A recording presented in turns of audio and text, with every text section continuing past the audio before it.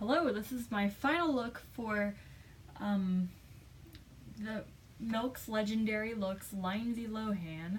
I don't know what I'm going to call it on the title of my videos because I need to shorten that down, but at the same time I don't want to give it my own name because it's not a look that I created.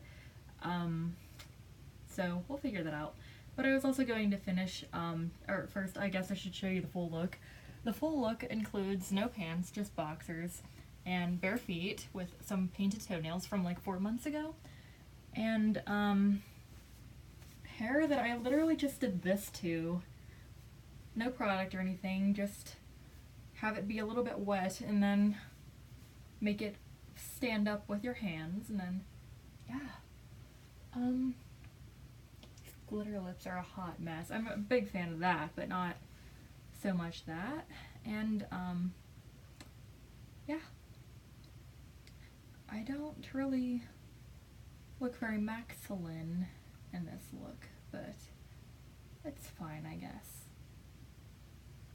Okay, so I was going to tell you the story now that I've finished my makeup and gotten everything back on track. So, I forget where I was in the story again. I kept forgetting and remembering, forgetting and talking, and so, okay, yeah, we actually do remember.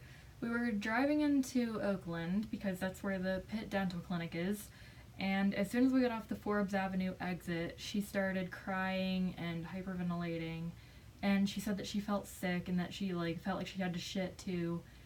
So I didn't really know what to do, but when she's anxious, she tends to respond better if you try to give her space rather than advice on what to do. So I just kind of put my hand on her shoulder and was it's going to be okay, it's not going to hurt that bad. And she was like, no, that's not the problem. So then I was like, oh, okay, and then just continued driving.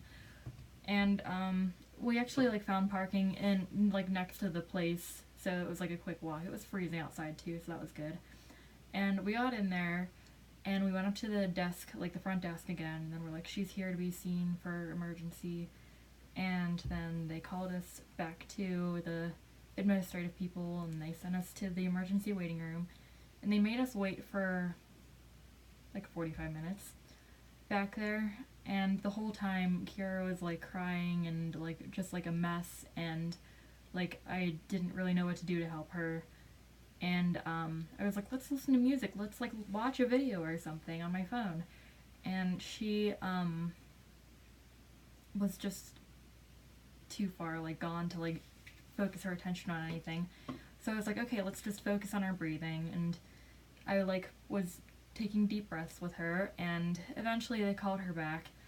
And I tried to walk back with her, and then they're actually, you can just stay in the waiting room. And I was are you serious? Look at her. Just let me come back with her because she's clearly in a ton of stress, and can't I possibly just stand there and hold her hand to help her stay calm, or not calm, but not have a panic attack, because she was getting very close to that point. And also we didn't know if she could take her anxiety medication or not, because we didn't know if they were going to use laughing gas or anything that wouldn't be able to react with, or that would react with Visceral. So Visceral, the fuck if I know. But bruise. Just kidding. What?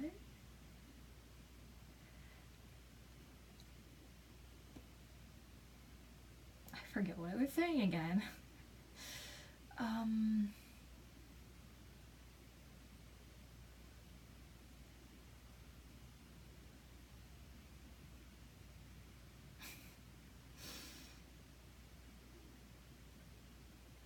Silence.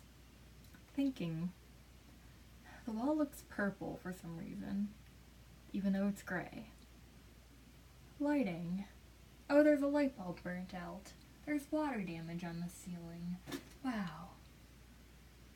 Okay, yeah, they didn't let me come back, and it was supposed to be a procedure that took 45 minutes to an hour. This was the pulpal debridement, and she was back there for 2 hours and 15 minutes.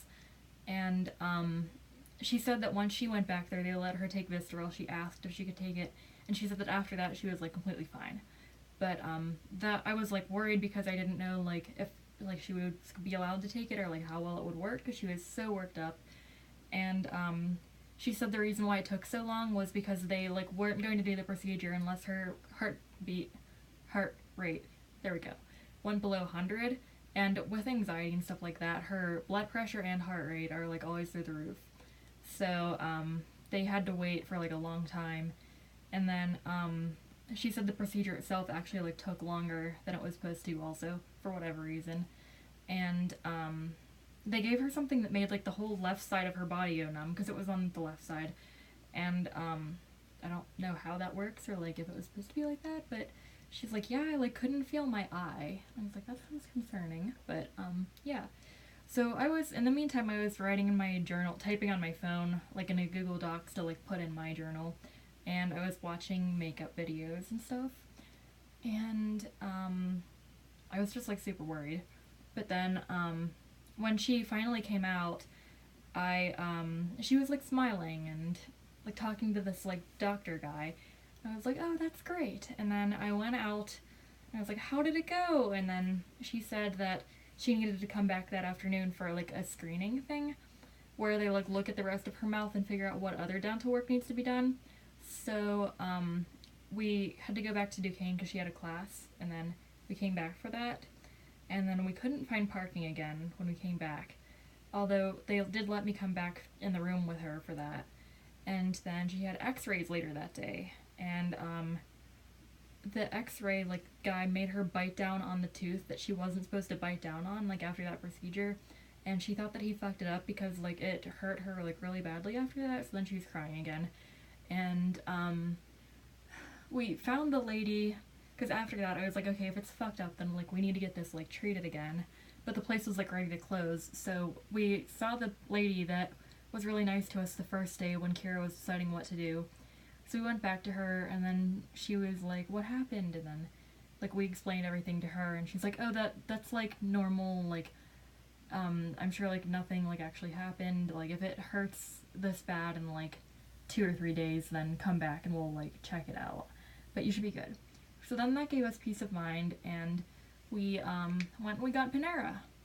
So that's the end of that story. Yeah. So in like 2 weeks I'm going to have to take, or I don't know, they're going to like call her and schedule it, but at some point I have to take her back for a root canal to like finish this job, because the pulpal debridement is just like the first step, and then like they say that if you get the pulpal debridement but not the root canal, then like it's going to get infected and all screwed up again.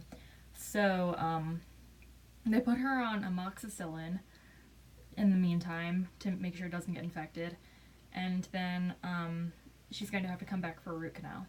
Now, I don't know how scared she'll be because she like already went through the pulpal debridement, but yeah, we'll see. So that's about it, and thank you for watching.